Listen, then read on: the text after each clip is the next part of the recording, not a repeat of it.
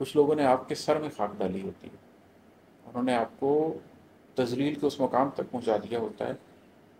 کہ تمہاری کوئی حیثیت نہیں ہے، یہ مٹی اٹھائی اور تمہارے سر پہ ڈال دیا، تم اسی قابل ہو۔ لیکن آپ کو جب احساس ہوتا ہے کہ اچھا اب صرف میرے سر پہ مٹی پڑی ہوئی ہے، میں زمین پہ پڑا ہوا ہوں اور میرے ارد گرد اس مٹی کی ڈھیری کے علاوہ کچھ نہیں ہے، تو جس کے اندر کچھ ہوتا ہے وہ اس مٹی کی ڈھیری سے بھی پھر مٹی کے برتن بنانے لگ جاتا ہے، اس سے بھی کوزاگر بن جاتا ہے۔ آپ کو پتہ لگ جاتا ہے کہ اس شخص کی نیت ہی ہے، اس شخص کی سوچ ہی ہے، فکر ہر کس بقدر ہمت وسط، اس شخص کی فکر جاتی ہی یہاں تک ہے، اس کی ہمت ہی یہاں تک ہے کہ یہی کچھ کر سکتا۔ تو پھر آپ کہتے ہیں کہ یار ٹھیک ہے، اگر آپ ایسے ہی چکنے گھڑے ہیں کہ آپ کو کسی بات کا اثر ہی نہیں ہوتا اور آپ بدلنا نہیں چاہتے، تو پھر آپ سے کیا شکوہ کرنا۔ بسم اللہ الرحمن الرحیم۔ ابھی آپ کو ایک غزل اور سناتا ہوں میں، اور اس کے اوپر تھوڑی سی ڈسکشن بھی کرتے ہیں۔ یہ جو غزل ہے اس میں آپ بار بار سنیں گے کہ آپ سے شکوہ کیا کرنا، اس کا ردیف تو خیر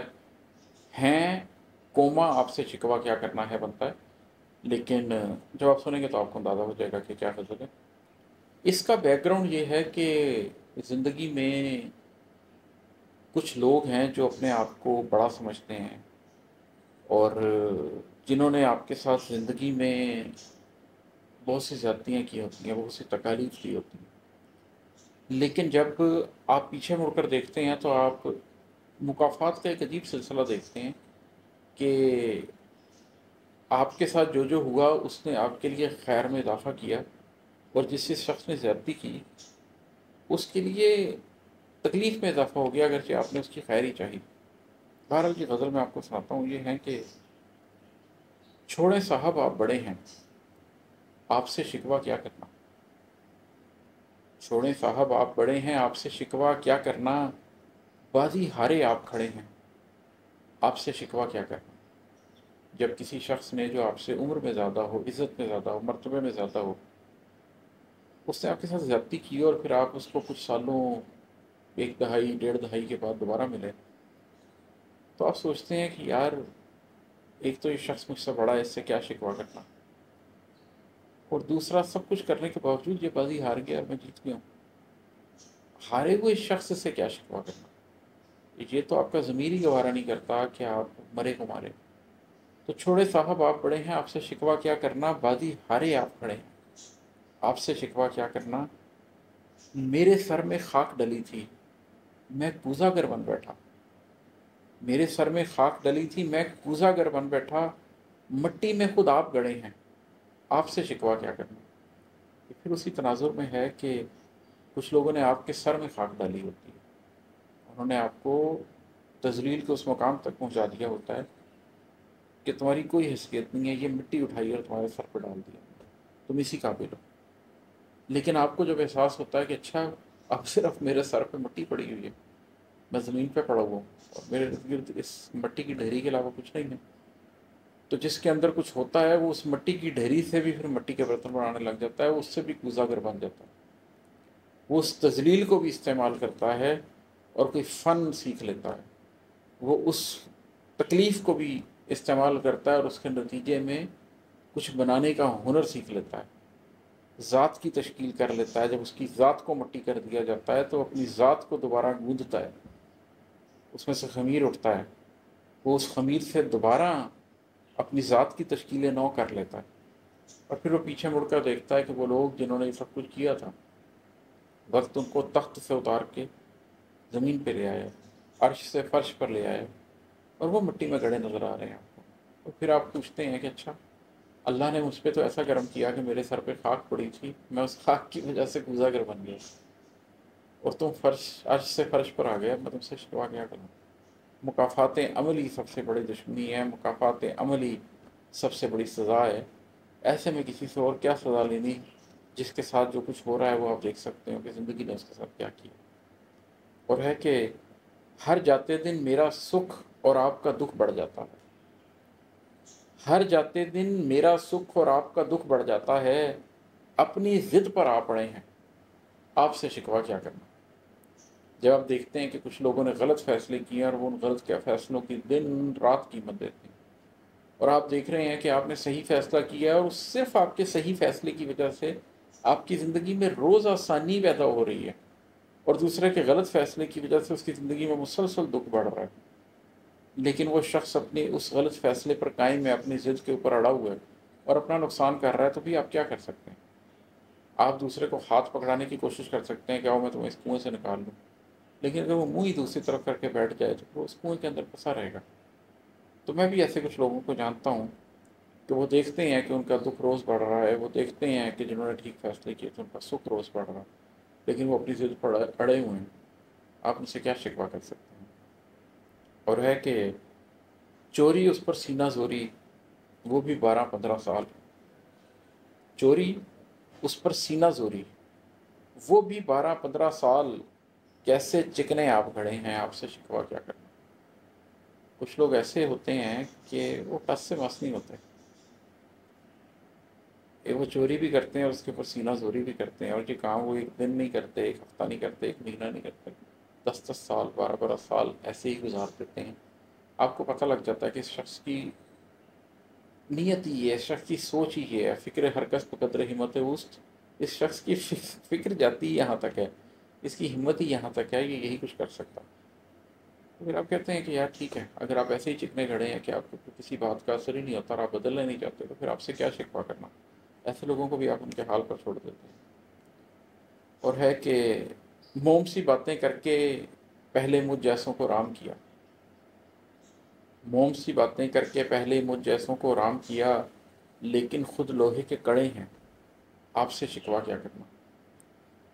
جس درخت کو پھل لگتے ہیں اسے جھک جانا چاہیے، نہیں جھکے گا تو ٹوٹ جائے گا۔ نرمی بڑی اچھی چیز ہے، وہ میرا ہی ایک شعر ہے، نرمی دل التزام ذات ہے، جان کر بخشودگی بڑھنے لگی۔ جو ذات کی نرمی ہے یہ بڑی خوبصورت چیز ہے۔ تو کچھ لوگ آپ کی ذات کی اس نرمی کا فائدہ اٹھاتے ہیں اور آپ کو اپنی موم سی باتوں سے رام کر لیتے ہیں، لیکن پھر آپ کو احساس ہوتا ہے کہ یہ بیسیکلی میری نرمی کی وجہ سے ہوا ہے، یہ ان کی کسی چالاکی کی وجہ سے نہیں ہوا۔ ان کا سخت ہونا، ان کا کرخت ہونا آپ کے اوپر بالکل واضح ہو جاتا ہے، اور پھر آپ جان جاتے ہیں کہ ایسے شخص سے شکوے کا فائدہ کوئی نہیں ہے، جو آپ سے نرمی کی توقع رکھتا ہو لیکن خود اپنی باری آنے پہ بالکل نرمی دکھانے کا ارادہ نہ رکھتا ہو۔ کوئی بات نہیں، یہ اس کا مزاج ہے، چھوڑ دیں ایسے شخص کو، اٹھ جائیں، ایسے شخص سے کیا شکوہ کرنا؟ اور ہے کہ وہ قسمت کا خوب دھنی ہے، ہاری بازی جیت گیا، وہ قسمت کا خوب دھنی ہے، ہاری بازی جیت گیا، آپ بہت ہمت سے لڑے ہیں، آپ سے شکوہ کیا کرنا؟ یہ کبھی زندگی میں یہ بیسکلی یہ والی بات تو میں اپنے آپ سے اکثر کرتا ہوں کہ کچھ لوگ ہوتے ہیں they snatch victory from the jaws of defeat because of their fortunes, their lucks. تو اگر آپ کسی کو نظر آئے کہ آپ نے وہ سب کچھ کیا جو آپ کے بس میں تھا، لیکن کسی اور شخص کے مقدر میں کوئی کامیابی، کوئی عزت، کوئی شہرت، کوئی پیسہ، کوئی رشتہ، کوئی تعلق لکھا ہوا تھا، اور وہ آپ ہاری بازی جیت گیا اور اس بازی کو آپ ہار گئے، تو کوئی بات نہیں، آپ کو یہ دیکھنا ہے کہ آپ کتنی ہمت سے لڑے تھے۔ اگر آپ ہمت سے لڑے، آپ نے ہمت سے زندگی کا مقابلہ کیا، تو ٹھیک ہے، آپ سے کیا شکوہ کیا جا سکتا ہے؟ اور ہے کہ کل میری دستار کو اپنے پیروں میں رکھا ہوا تھا، کل میری دستار کو اپنے پیروں میں رکھا ہوا تھا، آج میرے قدموں میں پڑے ہیں، آپ سے شکوہ کیا کرنا؟ یہ تو ایک اللہ سے معافی مانگنے کا دن ہوتا ہے کہ وہ لوگ جنہوں نے کبھی آپ کی دستار کو اپنے پیروں پہ رکھا ہوا،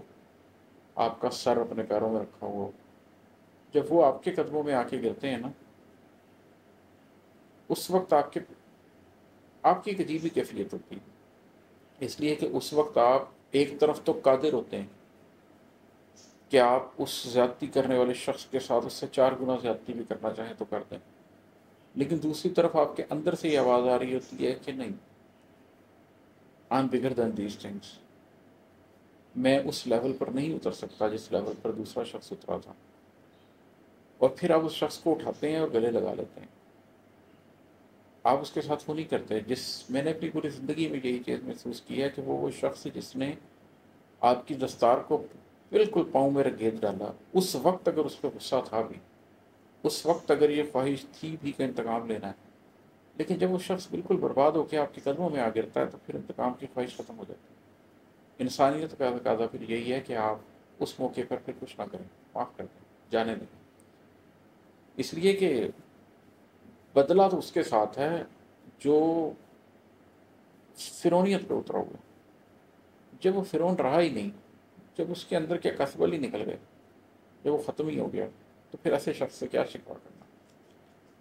اور ہے کہ آپ کا ایک ایک تھپڑ میرے گال کو روشن کرتا تھا، آپ کا ایک ایک تھپڑ میرے گال کو روشن کرتا تھا، ہیرے موتی لال جڑے ہیں، آپ سے شکوہ کیا کرنا؟ کہ زد و کوب تو آپ نے مجھے بہت کیا، تکلیف تو آپ نے مجھے بہت دی، مارا پیٹا تو مجھے بہت، فزیکل ابیوز تو آپ نے مجھے بہت کیا، لیکن میں نے اس کی وجہ سے زندگی میں جو پایا، اس کی وجہ سے میری جو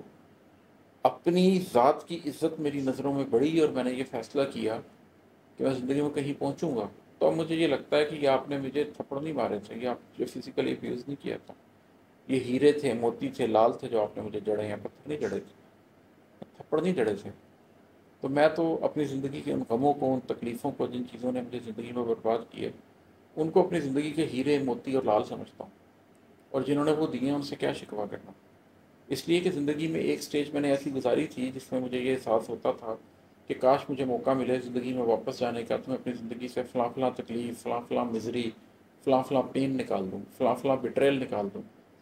لیکن اب مجھے زندگی میں یہ احساس ہوتا ہے کہ اگر وہ سب چیزیں میری زندگی سے نکل جائیں گی تو پھر وہ عماد احمد ہوگا ہی نہیں جو میں آج ہوں۔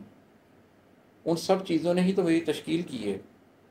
تو اب میں انہیں امبریس کرتا ہوں، اپنے بچپن کے ٹراماز کو، اپنی نوجوانی کی تکالیف کو، اپنی جوانی کے جو درد دورہ تھا، پورا غم رزق تھا اس کو، ان ساری چیزوں کو، سماجی اور معاشی تکالیف کو امبریس کرتا ہوں، اس لیے کہ یہ وہ ہیرے موتی اور لال ہیں جن کی وجہ سے میں نے زندگی میں کچھ حاصل کیا ہے۔ اور لگتا ہے کہ آج عماد احمد صاحب یہ کیسے موضوع باندھے ہیں، جن سوچوں میں آپ کھڑے ہیں، آپ سے شکوہ کیا کرنا۔ میری یہ غزل ذرا باقی غزلوں سے ذرا مختلف طرح کی ہے، تو آخری شعر تک آتے آتے میں نے اپنے آپ سے یہ بات کی ہے کہ عماد آج یہ کیا موضوع باندھے ہیں؟ آج یہ کیا زندگی کے پرانے دکھوں کا سارا تذکرہ لے کر بیٹھ گئے ہو؟ کن سوچوں میں کھڑے ہو آج؟ آج تم سے کیا شکوہ کریں کہ یہ تم اپنے موضوعات سے ہٹ کر کس طرح کے موضوعات کے اوپر باتیں کر رہے ہو، کیا لکھ رہے ہو؟ اچھا چلو ٹھیک ہے، کبھی کبھی یہ بھی ضروری ہوتا ہے، کبھی کبھی پیچھے مڑ کر اپنی زندگی کو دیکھنا، سمجھنا کس چیز نے کیا حاصل کیا، کس سے کیا کھویا، جنہوں نے آپ کے ساتھ برا کیا وہ کہاں پہنچے، جنہوں نے آپ کے ساتھ اچھا کیا وہ کہاں پہنچے، جن سے آپ نے بدلہ نہیں لیا لیکن قدرت نے انتقام لیا وہ کہاں پہنچے، جہاں آپ نے معاف کر دیا آپ کو کیا حاصل ہوا، جہاں دوسرے کو معاف نہیں کیا وہاں کیا حاصل ہوا۔ تو یہ زندگی کے ریفلیکشنز کے اوپر بھی کبھی کبھی بات ہونی چاہیے، تو اس حوالے سے یہ غزل تھی۔ تو آج عماد احمد صاحب یہ کیسے موضوع باندھے ہیں، جن سوچوں میں آپ کھڑے ہیں، آپ سے شکوہ کیا کرنا۔ بہت شکریہ، السلام علیکم۔